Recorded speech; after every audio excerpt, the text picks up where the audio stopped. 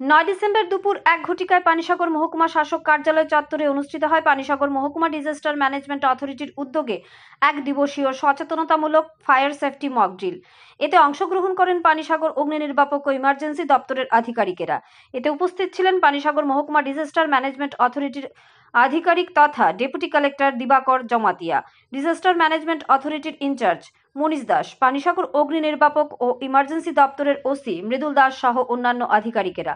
অংশগ্রহণ করেন পানিসাগর দ্বাদশমান বিদ্যালয়ের ছাত্রছাত্রীবৃন্দরা। বাড়িঘর সহ অফিস আদালতে আকস্মিকভাবে আচমকাই অগ্নিকাণ্ডের ঘটনা ঘটলে প্রাথমিকভাবে রিলিফ পেতে বিভিন্ন ধরনের কলাকৌশলের উপর সচেতনতামূলক প্রদর্শনী। পানিসাগর মহকুমা ডিজাস্টার ম্যানেজমেন্ট অথরিটির উদ্যোগে অনুষ্ঠিত এ ধরনের সচেতনতামূলক কর্মসূচি। এই কর্মসূচিকে ঘিরে উপস্থিত ছাত্রছাত্রী সহ জনসাধারণের মধ্যে উৎসাহ পরিলক্ষিত হয়। ধর্মনগর থেকে নিজস্ব প্রতিনিধির রিপোর্ট, আরই ধর্মনগর। এখানে কাজ করে গেছেন। আমি নতুন 2 মাস হলো মাত্র এখানে জয়েন করেছি। আগে আমি কাঞ্চনবাড়ি ছিলাম, বর্তমানে আমি এখন পানিসাগর ফায়ার সার্ভিসের ইনচার্জ হিসাবে আছি এবং টোটাল মকড্রিল প্রোগ্রামগুলির কন্ট্রোলিং হিসাবে আমি রয়েছি।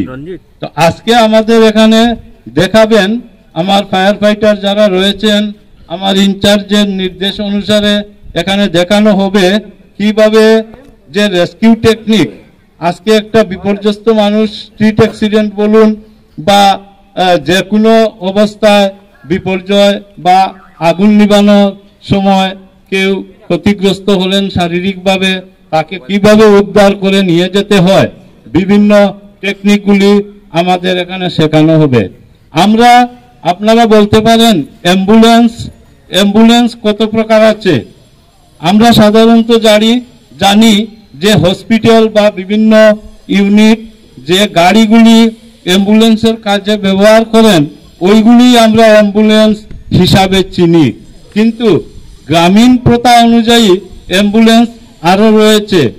যেমন উপজাতি এলাকাগুলিতে আপনারা নাম শুনেছেন কি খারাং অ্যাম্বুলেন্স বলবেন বলে, সেইটা আবার কি জিনিস। যেখানে জনবসতি অনেক বেশি, রাস্তা নেই, ঘাট নেই, সেখান থেকে মেইন রোড থেকে বা সড়ক থেকে গাড়ি যাওয়ার ব্যবস্থা সম্পন্ন সড়ক থেকে অনেক দূর পায়ে হাঁটার রাস্তায় উঠতে হয়, চলতে হয়। আমরা দেখেছি উপজাতি পুরুষ লোক বা মহিলা বলুন, তারা বাচ্চাদেরকে অসুস্থ বিমর্ষ, চলতে পারে না, হাঁটতে পারে না, হসপিটালে নিয়ে যেতে হবে। খারাঙে বসিয়ে মাথার মধ্যে ঝুলিয়ে তারপরে হসপিটালে নিয়ে যাচ্ছে।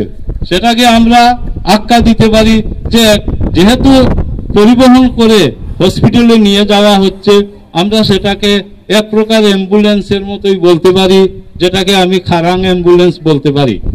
তারপরে রয়েছে যেমন মাছ ধরার জন্য একটা জিনিস আছে যার নাম পোলো। আমরা এই পোলো অ্যাম্বুলেন্সের কথাও বলতে পারি। আমরা দেখেছি গ্রামাঞ্চলে যেখানে গাড়ি চলে না, যেখানে মানুষ গাড়িগুলা বা এই গাড়ি জাতীয় অ্যাম্বুলেন্সের সুযোগ পায় না বা ব্যবস্থাই নেই, সেখান থেকে আমরা দেখেছি যে শিকার মধ্যে পোলো বসিয়ে, তারপর পোলোর মধ্যে রোগীকে বসিয়ে দুধারে বাঁশ ঝুলিয়ে কাঁধে করে হসপিটালে নিয়ে যাওয়া হয়। আমরা এটাকে আখ্যা দিতে পারি পোলো অ্যাম্বুলেন্স। তারপরে রয়েছে কিছু না থাকলে, আমার ঘরে খারাঙও নেই, সেখানে আমার পোলোও নেই, আমি ক্লোথ অ্যাম্বুলেন্স হিসাবে ব্যবহার করতে পারি। যেমন একটা বিছনার চাদর আছে, অবশ্যই সবের ঘরে আছে, সেই বিছনার চাদর দিয়ে আমি অ্যাম্বুলেন্স বানাবো।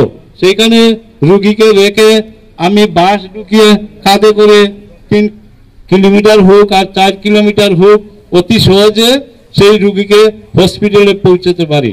সেই